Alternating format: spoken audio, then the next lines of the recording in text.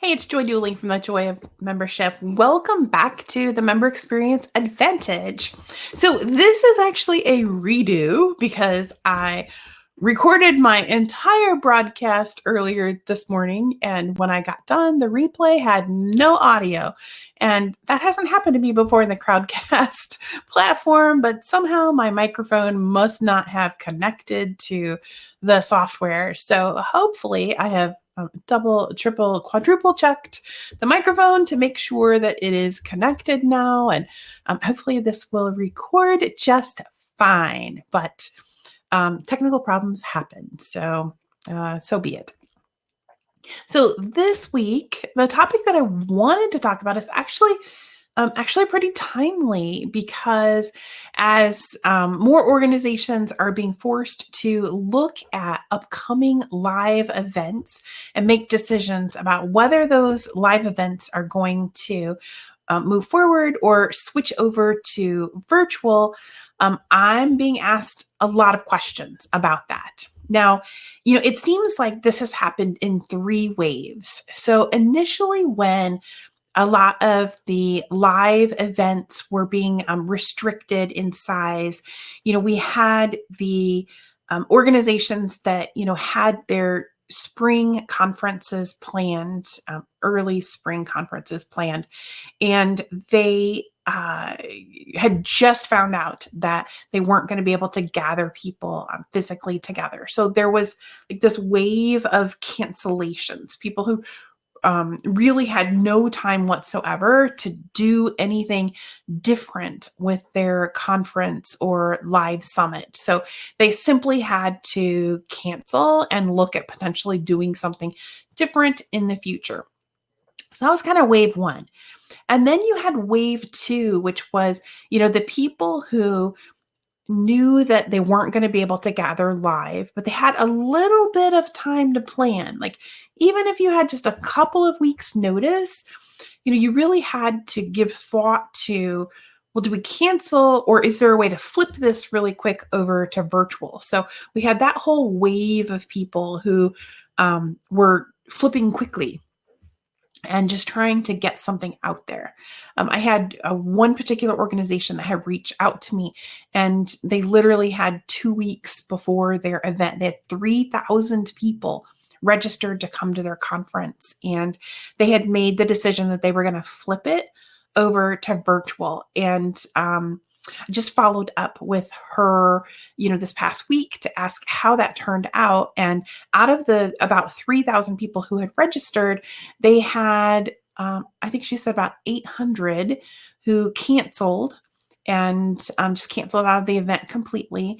And then, but they had other people who, and because, other members who, because they were like business owners whose businesses had been shut down, they were able to now attend the event virtually when they had not been able to attend before. So they kind of made up some of those losses. And then they also opened their event then to other chapters in other states, because there were chapters in other states that had to cancel their event. So, they thought it was a great opportunity to kind of collaborate. And so, really, even though they were forced to make this flip really fast, it worked well for them. So there were all these organizations that were kind of in that wave of making the flip happen quickly.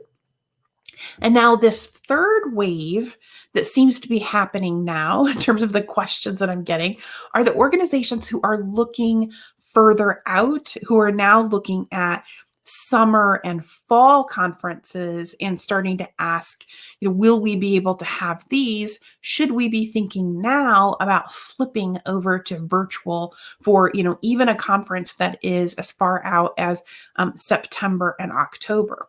So if you've been in one of these three waves of organizations that have been impacted by this huge change, you've probably had a couple of concerns. So the first concern that is coming up a lot is really around value, and the idea that if a member has been primarily getting value from the organization because they've been attending a live event, is there going to be an issue now for the member because they aren't participating in that live event in the way that they expected? So are they going to feel like the organization no longer has the same value to them? And will organizations start losing members because they're not able to gather people together in these live events?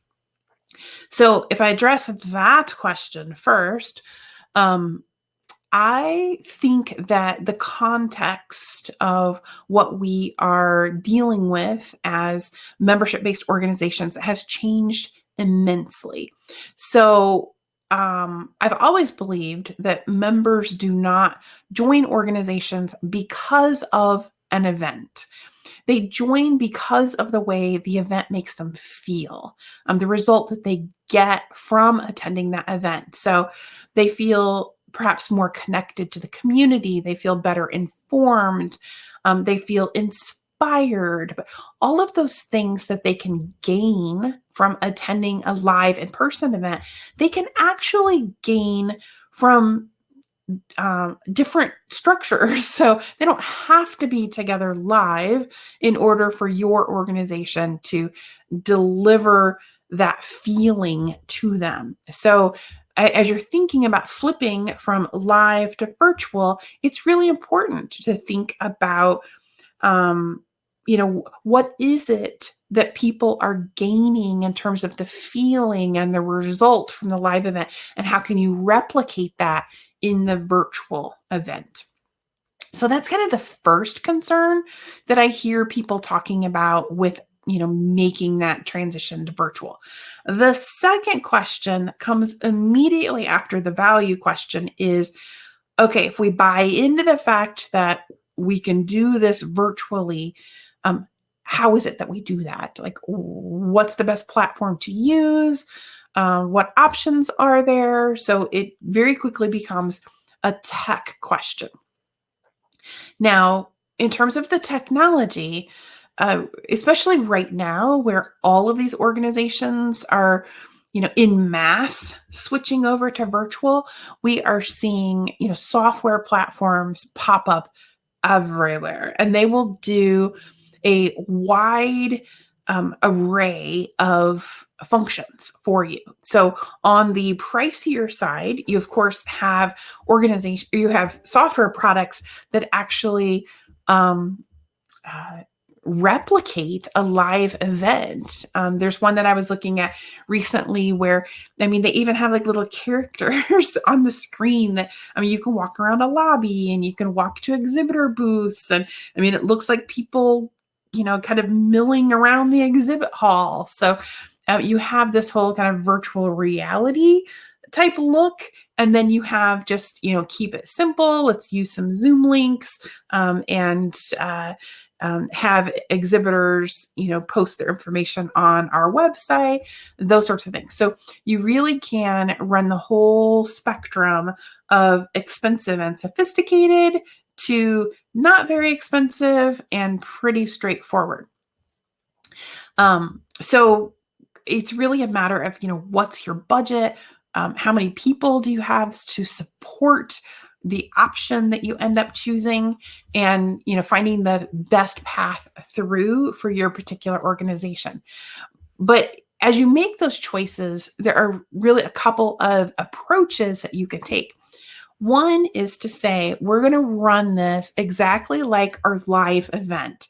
Everything's going to be live. Our networking is going to be live. Our education sessions and the different breakouts are all going to be live. And this is going to have a, in-person conference experience feel. We're just delivering it through a virtual platform. That option, of course, is going to be the most expensive and the most complicated to run. But if you have the budget and you have the staff resources and you're servicing thousands of attendees, you may feel that that is worth the investment for your organization. That's fine. Most of my clients are small to mid-size associations that are, hosting conferences of 1,000 people or less, and they don't have they don't have significant staff resources to pull this off. So the other option that you have is to do kind of a hybrid model where you don't have to deliver everything live. You can pre-record some pieces of it and then have some live networking or some live sessions, like maybe your keynote is delivered live over Zoom or some other screencasting platform. Maybe you have a happy hour at the end of the day that's live where people get on Zoom or go into Zoom breakout rooms, those sorts of things. But if you are a small to mid-sized organization, I am definitely encouraging my clients to look at, what can we set up beforehand? What can we pre-record? What can we have just ready to roll out so that we don't have to deal with potential tech snafus, speaker issues, attendees who can't get in, those things that kind of make a virtual event more stressful. Like, what are those pieces that we can do beforehand? So those are really your options in terms of the tech. Now, I always encourage people to look at the tech that they're already using. So, are you already using Zoom? Are you already using GoToWebinar? One of those platforms, can we just expand your plan?